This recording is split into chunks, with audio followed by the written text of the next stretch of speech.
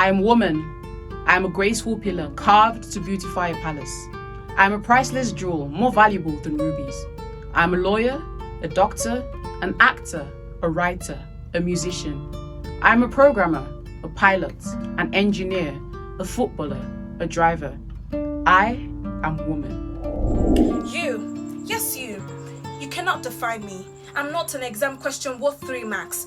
Do not define me by my marital status or my sex. Do not define me by the color of my hair or the length of my skirt. Do not define me by my age or the number of children that I have. I'm not a toy to be stuffed in your box of discriminations and stereotypes. Why do we teach our girls to cook and clean and do domestic chores?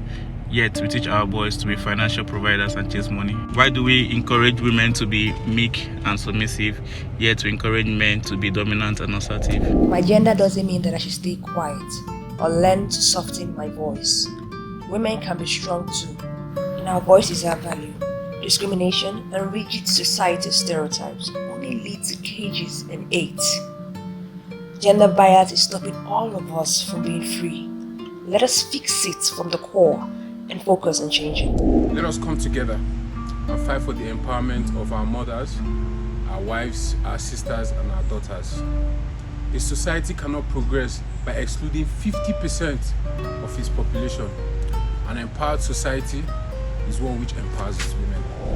The reason why we strive for gender equality has always been to have access to education, opportunities, resources, and decision-making process, such that we can break the barriers that confine us to the kitchen, the living room, and the other room, so that everyone can have a seat at the table, regardless of if we're male or female. This time, we get to rewrite the standard. This time, we adjust the status quo. We demand representation, demand inclusiveness, demand mutual respect. We will no longer be silent. Our voices must be heard. It is time for us to break the bias. Break the bias. Break the bias. Break the bias. break the bias. Break the bias. Break the bias.